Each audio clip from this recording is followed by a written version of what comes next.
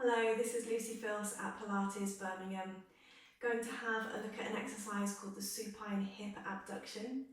Obviously it uses the hip abductor muscles, so Glute Min, Glute Med and the TFL. But the reason why I'm going to have a look at this exercise today is in relation to the piriformis. So the piriformis helps to rotate the hip in the joint, so when you're turning your foot out. So when we're doing this exercise we are using the piriformis muscle as well. When we have problems with the piriformis, maybe it's too tight or it's too loose or it's going into spasm like in Piriformis Syndrome, it can cause quite a lot of pain radiating in the lower back, in the buttock and going down through the legs. So it can present very similar to sciatica. The piriformis muscle is literally sitting on top of the sciatic nerve, so when it is causing you problems, it can press down on the sciatic nerve, which can give you those similar kind of symptoms. What you will need to do this exercise is a resistance band. I've just got a normal straight resistance band and I've tied a knot in it so that I've got a loop. You can also get those resistance bands that are actually designed into a loop. You need it to be quite small because we want it to only be about our hip width. So to do this exercise, we're going to have both of the feet in the band and we're going to have the band above the knees. So we don't want the band to be over the knees, we're above the knees with the band. But you can bring yourself down in a Pilates mind, so you're just imprinting the spine down one vertebrae at a time. So we've got the spine nicely laid down, the shoulders are resting, the arms are resting. We want to maybe bring the feet a bit closer to the bottom. So we just want to feel that the lower back is supported. We're in a neutral spine position, so we've got our hip bones and our pubic bones sitting level. We've got a natural curve in the lower back. We want the rib cage resting down, we want the shoulders resting back and down. If you find when you're lying down on the mat that your chin is pointing up to the ceiling and your head is tilting back, just get yourself a little cushion or something to pop under your head so that you've got your face parallel to the ceiling and we're relaxing through the neck. So we're going to keep our feet and our knees at hip width apart and we're going to try and keep our pelvis as steady as we can. And we'll go on the right leg first. We're going to go out to the side and back to the centre, and we're just going to alternate with the left leg out to the side and back to the centre.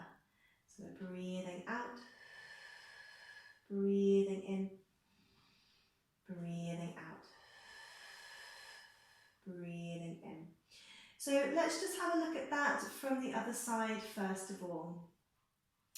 So with the toes in line with the heels, the feet at hip width, you've got your right leg nice and steady and the left leg's coming out to the side, and then you're holding your left leg nice and steady and the right leg is coming out to the side. So you're just alternating sides, holding one leg nice and steady as the other one comes out to the side. So what we're doing with this exercise is we're literally expanding and contracting the piriformis muscle, so we're getting it moving basically. Once we get it moving, you can start to release any of the spasm that is happening in it, which is causing the Piriformis Syndrome and the pain. And also getting it moving helps to strengthen and release it away from the sciatic nerve where it could possibly be pressing down and also causing you that pain and discomfort. What we can also do with this exercise is use it as a good strong core stabilisation exercise. So we want to try and keep the spine and the pelvis completely steady as we're moving. Also what that helps us to do, if the pelvis and the spine are completely still, it means that we're using the piriformis properly to rotate and that we're not using the spine to rotate. So if you were moving around and everything was lifting up, you're getting your movement by rotating the spine, which is not what we want to do. So we want to get that movement by using the piriformis, and of course we're using those other hip abductor muscles as well. So mainly glute med and glute min when we're doing this exercise. So when we start to really focus on it being a core stabilizer as well, it does improve the exercise massively. What we need to do is draw the tummy muscles in and try to feel like we're holding the pelvis completely steady. You can have your hands onto your hip bones if that helps. Things we don't want to do is rock the weight either side of the pelvis, where the bottom might be lifting off the mat, and we don't want to feel like the back is arching or lifting away from the mat either.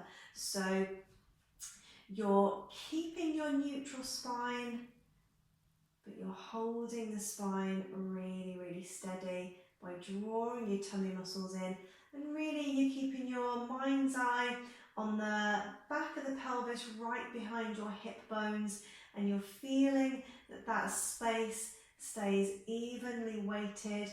It doesn't rock side to side. So you're breathing out, breathing in, breathing out, breathing in.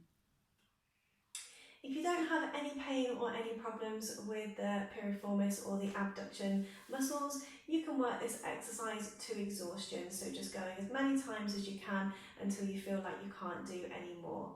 If you do have problems with your piriformis or there is pain radiating into the buttock and down the leg or in the lower back, probably work up to doing about 10, that might be 5 on each side, or working up to 20, which might be 10 on each side. But just take it as it feels. You'll get stronger with it. The pain will start to go away as well. So just work at your own pace with it. So I will pop some links up at the top here. I'll pop some links for further exercises for the piriformis, and also my other YouTube videos that are available. And if you did want to subscribe and get notifications when new videos come in, just click the subscribe button, which is down here. Lovely, thank you so much for watching. I'll see you soon.